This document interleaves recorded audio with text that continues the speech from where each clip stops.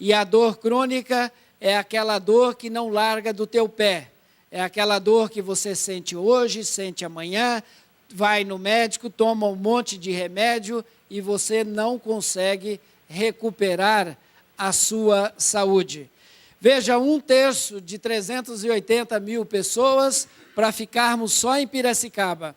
Nós estamos falando de um universo de 120 mil pessoas nessa cidade que sofre de algum tipo de dor. E não é isto que nós queremos para a nossa cidade. E não é isso que nós queremos para o nosso estado. E não é isso que nós queremos para o nosso Brasil. Veja o contrassenso. Vivemos na nossa história aquele momento peculiar que todo o país gostaria de estar vivendo, no qual a maior parte da força de trabalho, ela está hoje exatamente entre os seus 18 e 50 anos, que é a composição da população brasileira. Somos uma população jovem, mas ainda, infelizmente, vivemos uma década e meia a menos que as pessoas que hoje vivem na América do Norte, vivem na Europa, vivem na Ásia. Então, a nossa primeira pergunta: como podemos ser uma população jovem e ainda viver menos do que populações como a europeia, que a composição é predominantemente hoje já idosa? O que tem de errado nessa equação? Por que ainda não gozamos da plenitude da saúde? Nós hoje vivemos um momento também histórico na sociedade, na história da humanidade. Nós vivemos a era da vida estendida. O que eu quero dizer para os senhores é que a maioria de nós, há 50 anos atrás, seríamos considerados, apesar de ainda jovens hoje, mas seríamos considerados idosos. Porque a expectativa de vida era e não passava de 40 anos. Hoje, infelizmente, em a maior parte dos países na África, a expectativa de vida ainda é 40 anos, devido a guerras tribais. Mas nós temos que olhar para o futuro.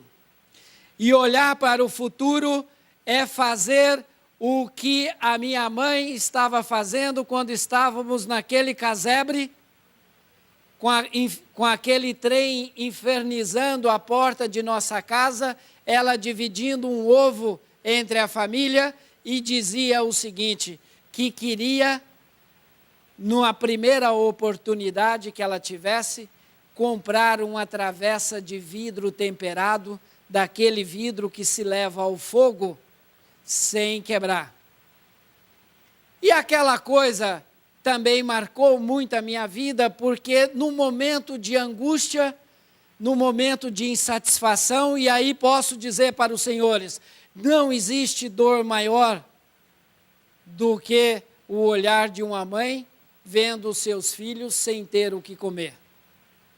Mas aquela mulher de menos de 1,5 metro, enfrentando aquele sofrimento, apontava para toda a família qual deveria ser o caminho. Aquela casa não era digna da nossa família.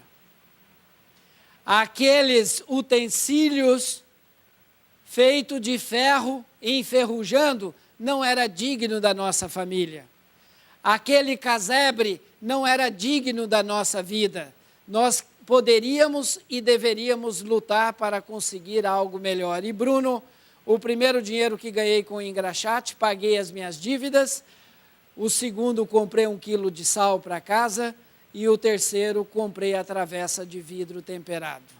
E foi uma festa em casa, quando no domingo fizemos um arroz de forno. Todo mundo comeu aquele arroz de forno, feito no forno a lenha. e fomos lavar o vidro temperado. Então, para poder mudar uma situação, você precisa estar convicto de que aquela situação não é digna de você, que aquela situação não serve, que você merece algo melhor, que a sua vida merece algo melhor.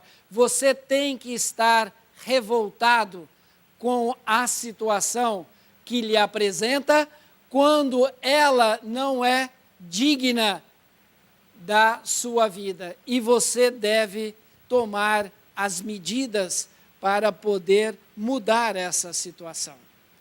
E aqui nós temos uma situação muito clara. Nós temos uma população jovem, mais doente. Nós temos hoje, se olharmos nas escolas de Piracicaba e do Brasil, nós vamos descobrir um absenteísmo de 15% a 20% das nossas crianças. Vocês sabem o que é deixar uma criança sair da escola sem aprender 20% dos conceitos que ela deveria aprender? E aí você pergunta, mas por que as crianças não estão na escola? E você vai descobrir que é porque ela tem uma dor na coluna, ela tem uma dor no tornozelo, ela tem uma dor no joelho, que poderia ser tratada ou evitada com a intervenção simples de um profissional da saúde, como o fisioterapeuta.